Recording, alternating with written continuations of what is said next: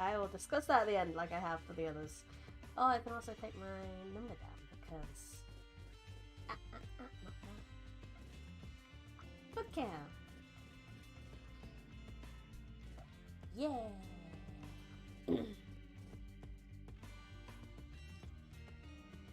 Not the hacker. She was so still. The mortician had done their job too well. Lucy looked like she was sleeping. The uniform to the school she'd been enjoying her first few days at pristine. The bed of white that lined the coffin, looking so comfortable. Detective Justin Garrix had stared at her with empty eyes. What was left in the world for him when his little girl was asleep forever? He cried, he'd yelled, but as they carried her body away to donate for scientific use, he had nothing left. He'd been given time off, but all that led him to do was drink and watch TV. The AI-generated programs were wild, unpredictable dramas and fantasies that he was barely listening to. When the news popped up, one of the few shows with real people still on the air, for some reason people clung to the idea that their important information came from the lips of real people, regardless of whether they could tell the difference nowadays. The story was played. A 14-year-old girl was stabbed to death on the way home from school. The police have given a statement that they have a suspect. Garrick sat up at that, taking in every detail he could about the sketch they showed. After managing to get away from the police, he was caught on security footage in the very lab the young girl's body had been taken to. A witness to the scene had confirmed that it is the same man. 1 second.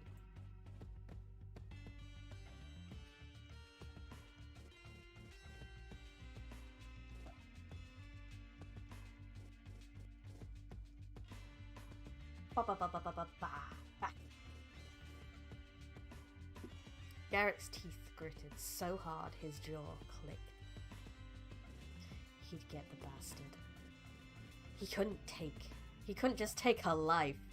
He had to invade where her body was going to be used for the greater good.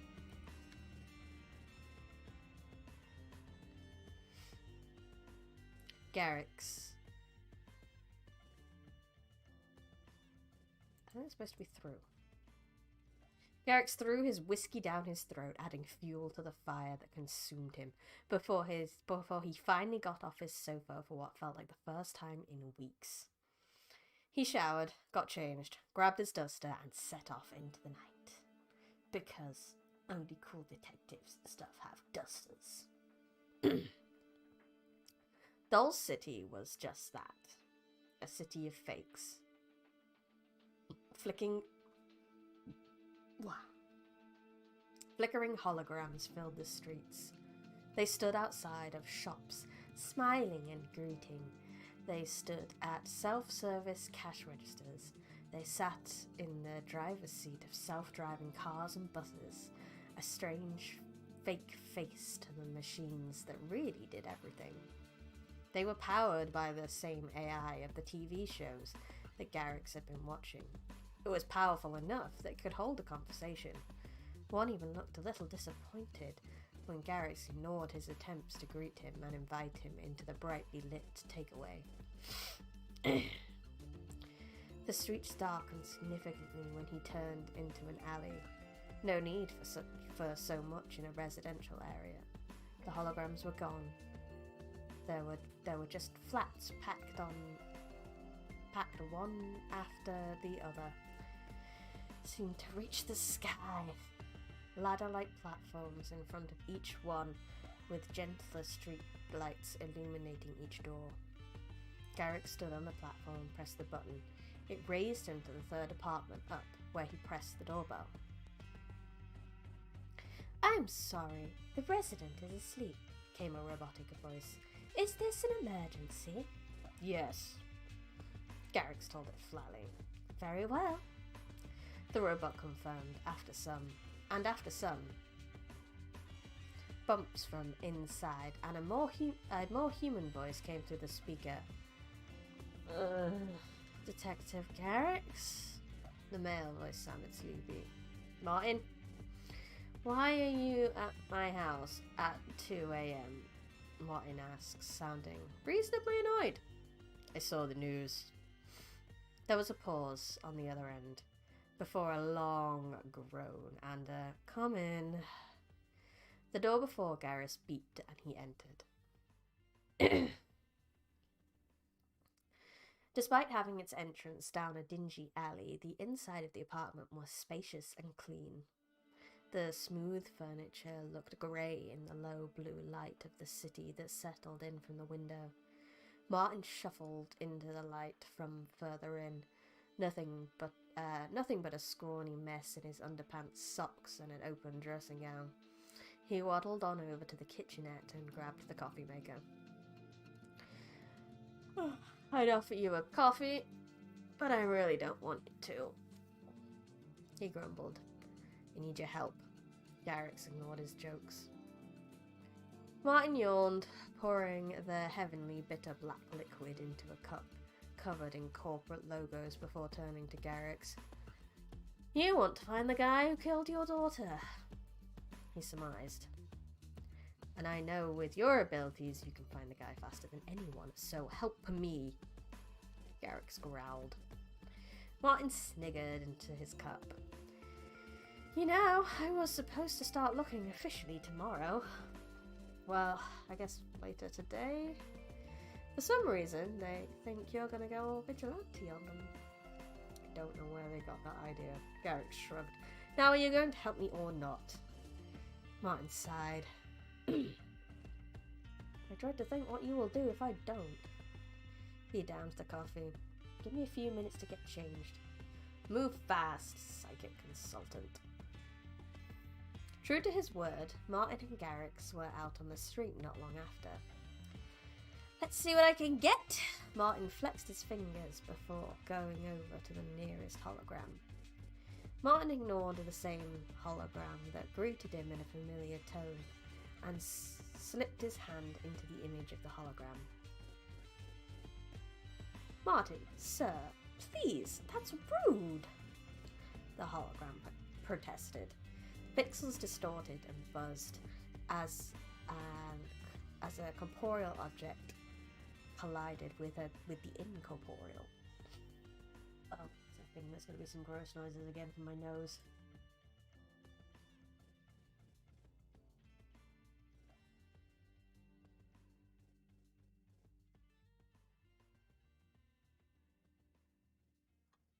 Bye-bye!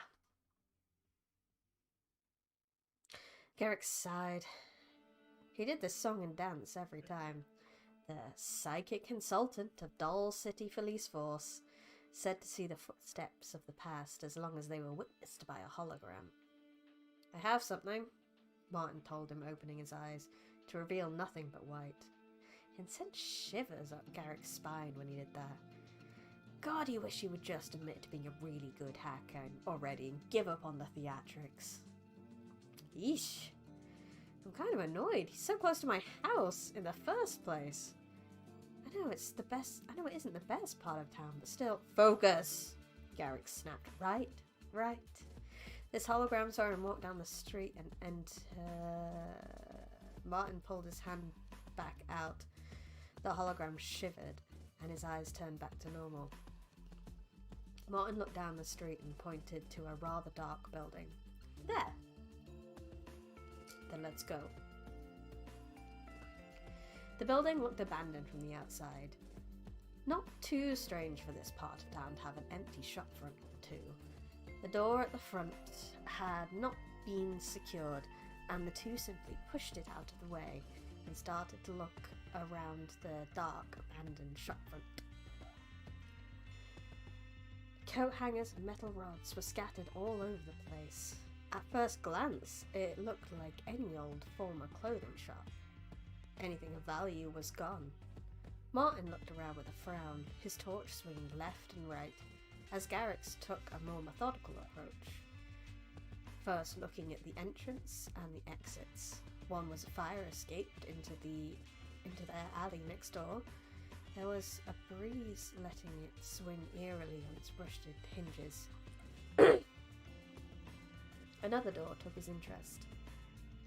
"Martin," he whispered, and directed his attention back to the door. He had to hop over the counter, but it was clearly a door to the stockroom.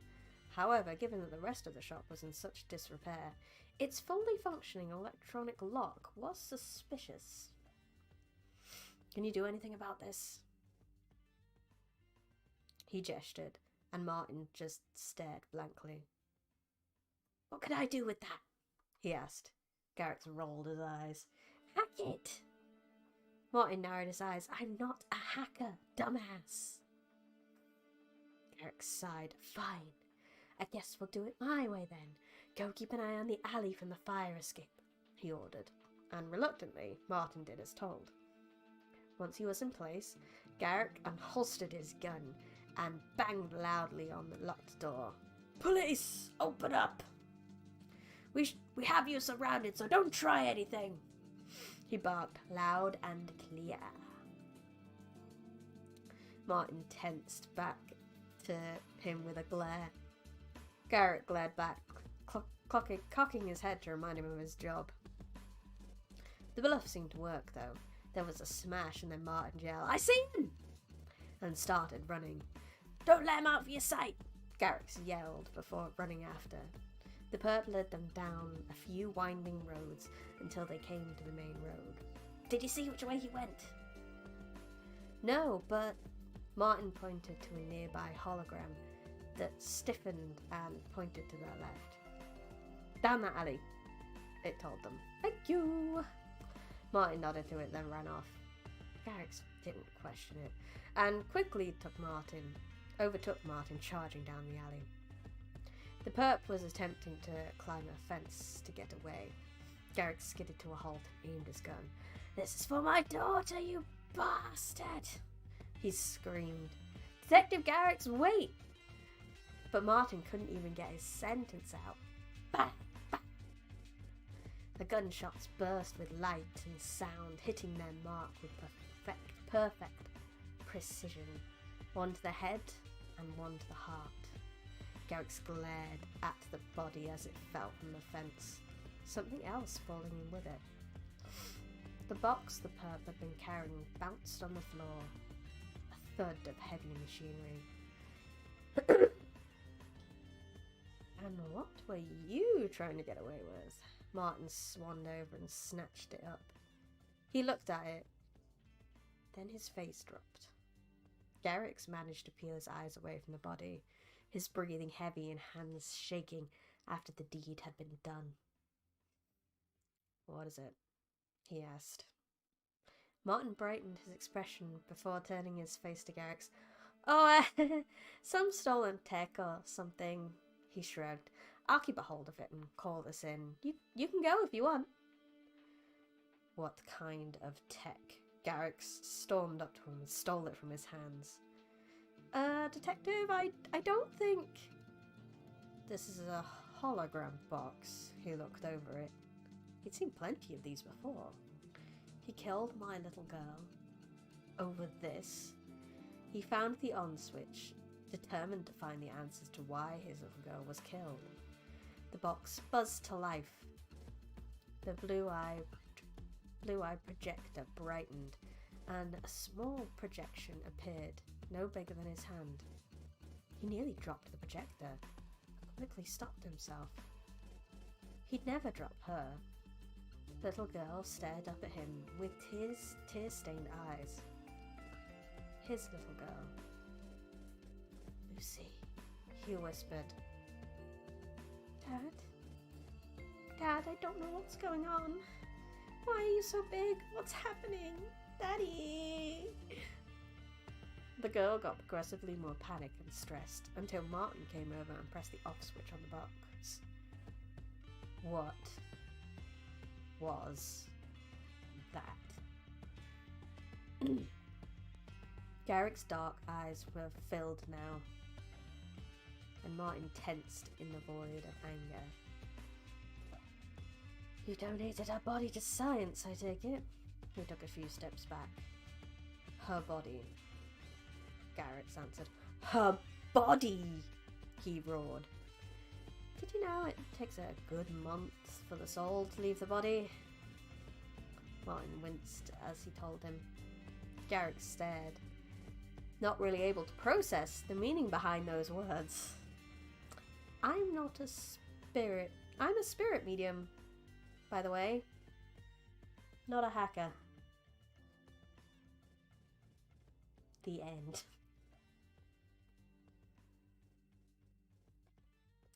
This one had such a freaking cool world in it. Like, this idea that all these AIs people think of are actually just people's fucking dead souls.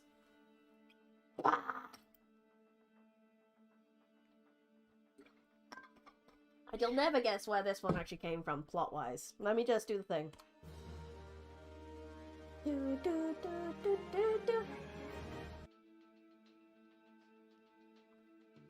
Plot-wise, the idea for this came from Digimon.